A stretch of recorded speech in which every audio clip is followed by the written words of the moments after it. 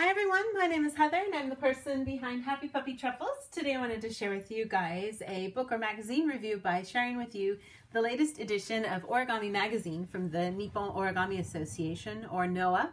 This is the February issue, which is issue 510, and of course perfect for a February issue are lots of great origami projects that feature hearts for Valentine's Day. We have a nice kotatsu for it being, because it's cold and wintry right now, and some cute things for the Olympics too. As I mentioned in the last issue's video as well, I decided from this year that I'd share with you guys actual folded projects from this magazine, as opposed to just showing you, everything that's inside, to kind of give you an idea of some of the fun things you could make with this issue. So let me go ahead and show you guys what some of the items are that you can make. First of all is this really cute fin-tailed kind of holder that you can create. And it's a really great way to use some nice paper that you might have that you want to kind of showcase. And then it stands on your desk nicely, and you can have things kind of sliding into this spot here. There's a spot here and a spot here too that you can use for holding on to different things. So it can make a really cute little desk ornament. And I think, they're thinking it looks really nice, I think, for table settings. If you have a party, you want to put somebody's name in here, or celebrating, telling somebody good luck for their final exams, which are coming up in March, those kinds of things. Lots of good things that you could use it for. It is a pretty easy fold, and it creates a really cute little result, I think. And like I said, it's a great way to show off some paper. As you can see, it will show off a nice double-sided pattern too, because you get a nice little bit of the backside there as a ribbon of color along the bottom. So that was sort of a fun little project. Then there's also some cute modular projects this issue. One of them is this really cute wreath that has these little heart shapes on it. And they mentioned it and had it in here with the idea of making the 5 rings for the Olympics, but you could certainly use it for lots of different stuff, because it does have that nice little heart motif. You can do it like I did in red and make it a Valentine's idea, or for anyone to say that you love them. I think, it can also work really great for Christmas, any time of year really. It can be really adorable. So it's a modular piece that you make putting pieces together. And then actually you have to glue 8 pieces together to make the completed work. So if you're a person who does not happen to like using glue with origami, even though it is allowed, but if you don't like glue because you follow the stricter school of origami, then you probably wouldn't want to do this one, but the result is really pretty. There was the option actually of folding this little heart motif where you could fold both of these corners down too on the sides. But I kind of liked the sharper kind of heart design to look more like, sort of more like a leaf than as opposed to an actual heart. But that's just one way you could kind of do it. You could also leave it just as a diamond shape too if you wanted to. So lots of different ways you could do that though. But very cool, fun little project for that for sure. Then along the same lines with the module pieces, we have this really cool hexagonal pattern series, and it's shown in the book where you can put it together to represent the 5 colors for the Olympic rings, making something with a 2x3 pattern, or actually upside down. But you can also do like a tree is one of the other ideas it showed. It also suggested like an idea of making all these green and making all the top pieces white to make it look like there's snow on it. They show the image with the base, the trunk of the tree, but it's actually not part of the origami project of how it assembles with it. So I just folded it and glued it on here myself. But you can see this origami is so cool. Each one of these pieces is its own origami piece, all folded and then folded together to connect. So there's no glue at all used to keep all these pieces together. And this is tight. It's like very secure. No seams. It's just a really cool project for sure. I had a lot of fun making it and could imagine making some really neat fun projects with it if you wanted to. So really a very cool project idea for sure. I would love to, great way to kind of really showcase lots of different paper patterns and stuff and colors if you had them, a lot like just regular quilting. So very, very pretty. Then we have a cute little Japanese sort of gift idea item here. We have a little Mount Fuji toothpick holder. There's this nice little pocket here for you to put stuff into. And then you can have this sitting on your desk to be like a cute little decoration. The idea of it is that it's a toothpick holder, but you could certainly put lots of different things in here. You could put an origami flower. They showed that, like making a cute little branch with ume blossoms on it or something like that. Lots of different things that you could do with this to make this really cute. So just a fun little desk design for you to make as a kind of decoration, if you like. And then one of the other items that they had with the season, I suppose, is this really beautiful ume blossom flower. And this origami was a lot of fun, but it was really challenging.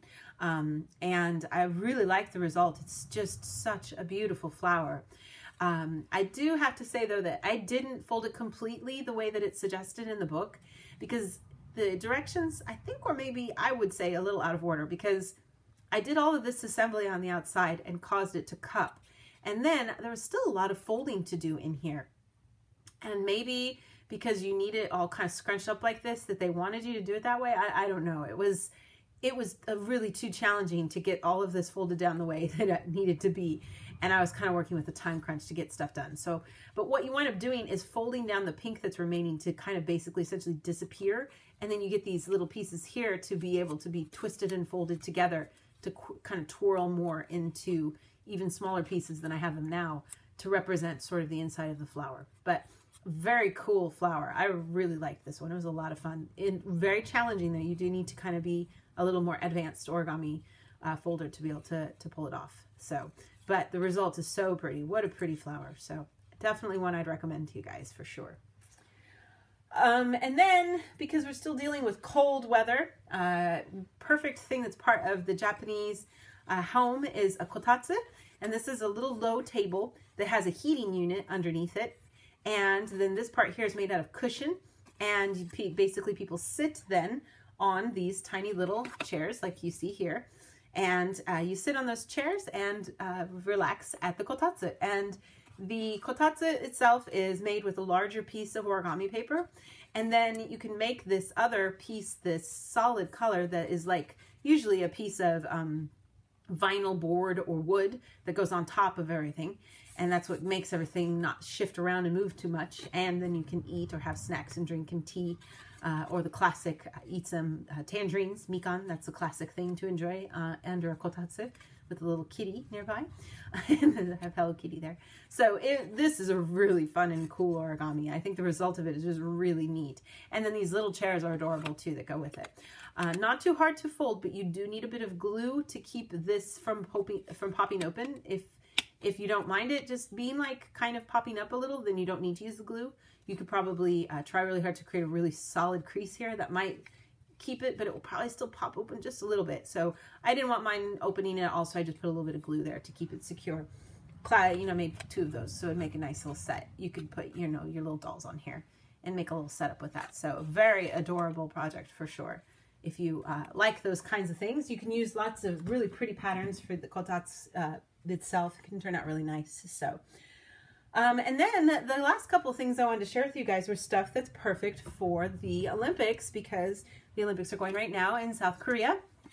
And so we have this cute little girl. She is a curling player here, a female player, and you can make her. There's the body piece and then the head piece. And then the other pieces are the curling broom and then the curling stone, which I think is just so cute. Very adorable kind of thing.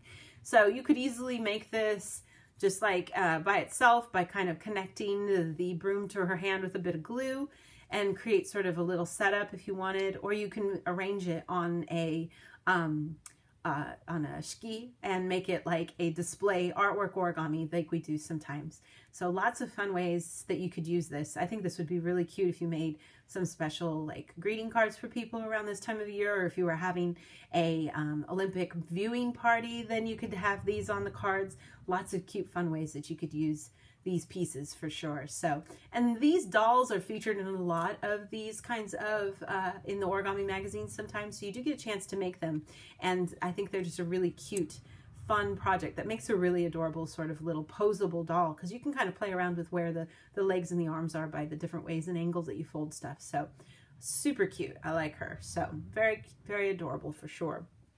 And to finish things off, because the Olympics are in Korea, it's great to kind of finish things out with hanbok, and I'm probably saying that wrong. I apologize if my pronunciation is poor. But this is a traditional Korean dress, and just very beautiful. If you get a chance to see these in person, they're just so pretty. The dress itself has this beautiful kind of way of flowing around. It's just gorgeous. So this, I used a double-sided paper with the pink and red, kind of like was recommended in the magazine, and I think it turned out really pretty. And it's not that hard to fold, so it was kind of a fun one to do. I think if you want, you know, maybe you need somebody who's done a few folds, but it was pretty fun, and it creates this nice little sort of 3D feel to it at the top there at the neckline. So very pretty. And actually in the book, it features a couple of other poses for this too, so you can kind of have different setups, if you kind of have different colors if you wanted to. But definitely some fun stuff that you can do this month for February for this particular issue of Origami magazine. So I would definitely recommend to anybody who likes origami to get this magazine. They do international subscriptions. They have information on their website, which I have a link to in the description. Check it out. They're a great, great magazine with really fun projects that range from pretty easy to really challenging. So, and in all the years that I've looked at stuff, and even going back to back issues that I've seen, they don't have anything that duplicates, very rarely. Sometimes, you know, they'll feature the same traditional origami, but I have not seen the same kinds of things over and over again. And I think that's pretty impressive considering we're on issue 510. So I'll have some more fun things to share with you guys in the days to come, so look for those. And as always, you guys, thank you so much for watching, and I will see you all next time. Bye!